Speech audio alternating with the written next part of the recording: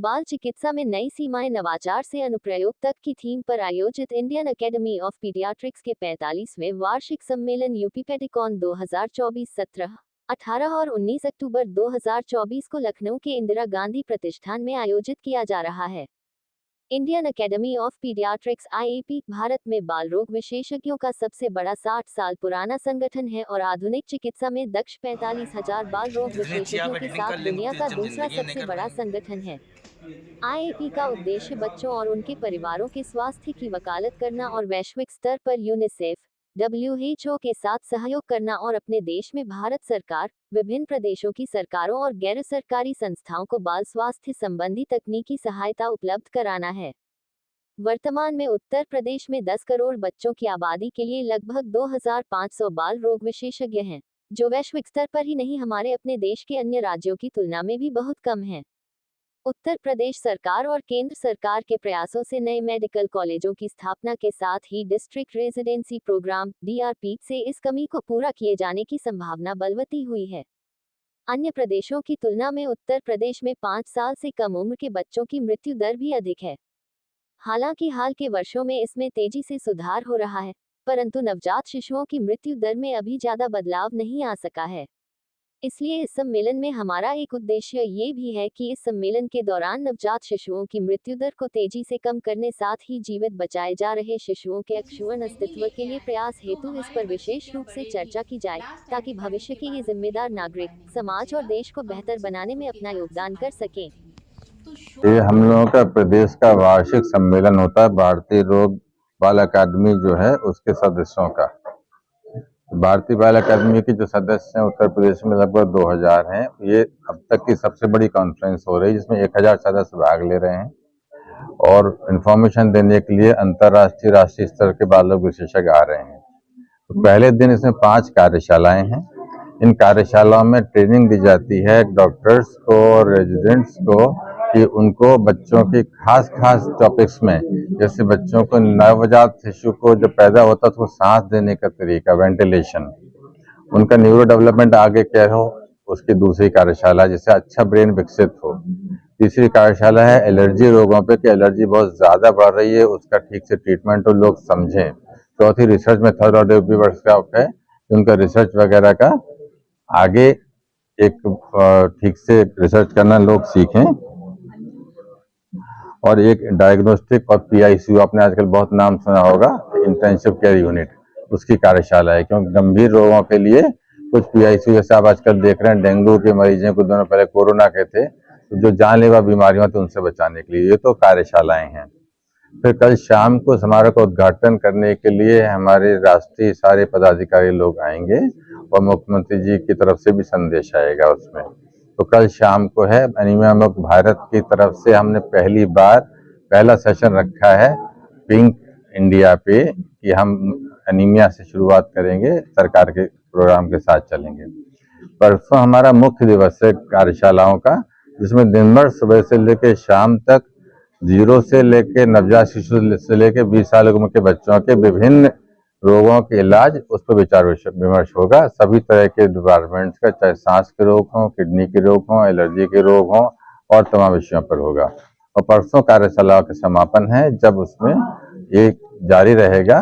और परसों के कार्यक्रम में जो 18 तारीख को पुरस्कार वितरण समारोह का शाम को, जिसमें उप मुख्यमंत्री ब्रिजेश पाठक जी स्वयं आएंगे, क्योंकि वो स्वास्थ्य मंत्री भी हैं, तो वो जो है उसमें सम्मिलित होने आएंगे, उद्घाटन उसका करेंगे। तो सर CME के अलावा कुछ कंपनीज भी आ रही हैं जो अपना कुछ डिस्प्ले लगाएंगी या? जी हाँ, इसमें डिस्प्ले के बारे में करीब 70-80 कंपनियां हैं जो अपना डिस्प्ले लगाएंगी। कुछ कंपनियों के उपकरण हैं, कुछ कंपनियों की दवाइयां हैं, कुछ कंपनियों के दूसरा रिसर्च या उस तरह की मशीन है। एक इस तरह का इंजेक्शन आने जा रहा है कि बिना तकलीफ के गन से, जिस तरह से इंजेक्शन आप लगाते हैं डायबिटीज के लोग खुद को, बिना दर्द के इंजेक्शन लग जाए, वैक्सीनेशन ऐसा लग जाए, ऐसी मशीन का भी होने वाला है। दूसरा डेंगू के टीके का बात होगी कि डेंगू का इतना प्रकोप चल रहा है, तो डेंगू का टीका ईजाद हो गया है, उसको भारत में हम लोग किस तरह से लाएं, इसके विषय पर भी बात होगी। सर 2024 के आयोजन का मुख्य उद्देश्य क्या है? देखिए, मुख्य उद्देश्य है कि हमारा प्रदेश बहुत बड़ा प्रदेश है और इसमें संख्या बहुत ज्यादा है। तो हम लोगों का मृत्यु दर है बच्चों का कि हर 1000 में से कितने बच्चे मर जाते हैं, उसको कहते हैं बच्चों का मृत्यु दर 5 साल तक या 28 दिन तक। तो वो अन्य प्रदेशों की तुलना में हमारा अधिक है। तो उसको ठीक करने का उद्देश्य है, ये हमारा मुख्य उद्देश्य है। राष्ट्रीय लक्ष्य है नवजात शिशु का मृत्यु दर 12 से कम हो प्रति 1000। हमारे प्रदेश में 30 है, दिल्ली में 12 पहुंच गया है, साउथ के कई राज्यों में अचीव कर लिया गया है। हम अभी पीछे हैं, लेकिन तेजी से इसमें कैसे आगे बढ़े, पहला लक्ष्य ये है। दूसरा, 5 साल से कम बच्चों का मृत्यु दर देश भर में का एवरेज है 40, हमारा है लगभग 60। इसको कम करने के लिए प्रयास करना है। तीसरा है कि बच्चे जो बच रहे हैं उनका मानसिक विकास पूरी तरह से हो, बच्चों के लिए सर्वाइवल से लेकर स्कूल तक उनका ब्रेन डेवलपमेंट ठीक हो, जिससे अच्छे नागरिक बन सकें और देश के अच्छे नागरिक बने, देश का भविष्य बने। ये उद्देश्य है। बाकी तमाम जो छोटी बीमारियां हैं, छोटी छोटी हैं, कि बच्चों की पैदाइशी बीमारियां हैं, किडनी के रोग हैं, हृदय के रोग हैं, लिवर के रोग हैं, इन सब के बारे में। तो सबसे बड़ा मृत्यु का कारण बच्चों में होता है नवजात के टाइम पे ही होना। पहले 28 दिनों पे बात होगी कि उनको कैसे बचाया जाए। दूसरा सबसे बड़ा कारण है, एक रोग है सांस रोग, निमोनिया। निमोनिया से बचने के लिए टीके, सफाई, जल्दी इलाज से लेके बात होगी। जैसे कोरोना में बताया गया था, हाथ धोना, मास्क लगाना और 2 गज की दूरी बनाए रखना। टीकाकरण 5 साल 7 बार टीकाकरण से बचाव होता बीमारियों का। दूसरा रोग है सबसे बड़ा दस्त रोग। तो ये 2 बड़े रोगों से लगातार प्रयास चलते ही रहते हैं हम लोगों के साथ, सरकार के साथ। दस्त रोगों से मृत्यु दर बहुत कम हो गई है अब। तो इस तरह की बात। आपने बात की बाल रोग विशेषज्ञों को फायदा मिलेगा, सिर्फ ऐसा नहीं है, समूचे समाज को फायदा मिलेगा, ये असलियत है।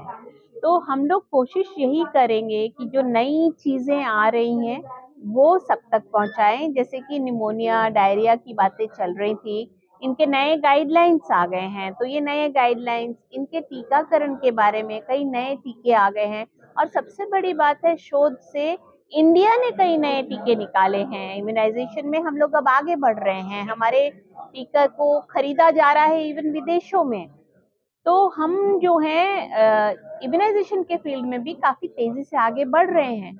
अब एक टीका आया, दूसरा टीका आया, तीसरा टीका आया, इसका कंपैरेटिव हमें समझाना पड़ता है कि कौन से में क्या है, कौन से में क्या नहीं है, कौन सा ज्यादा अच्छा काम करेगा और क्यों करेगा।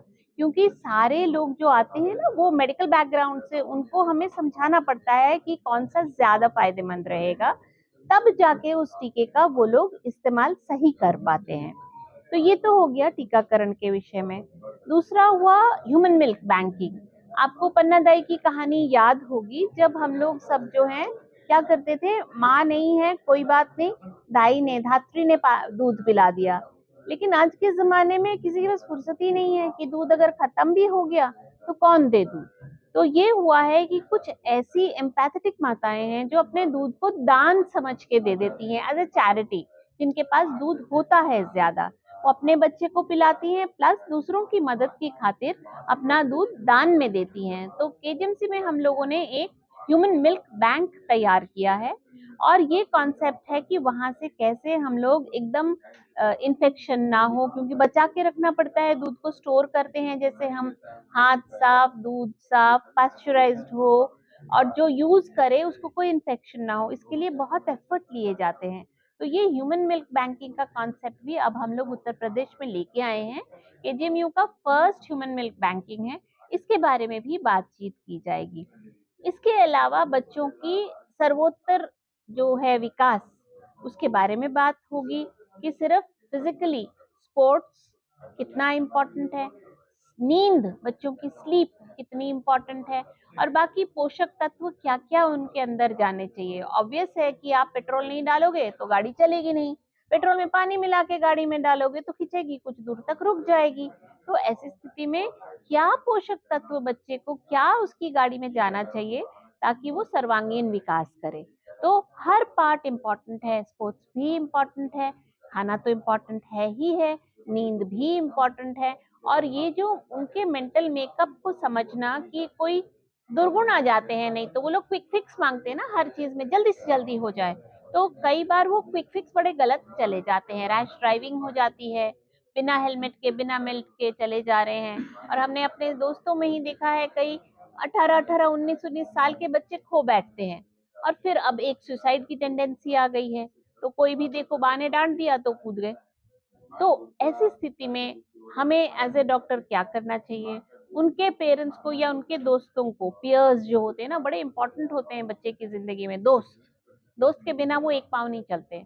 तो उनको क्या करना चाहिए, ये सारी चीजों का। बाकी जो फिजिकल चीजें हैं उन समस्याओं पे तो डिस्कशन होगा ही, जो रोग है, बट ये मेंटल रोग को बहुत कम लोग एड्रेस करते हैं, तो ये भी करने हैं हम सभी को।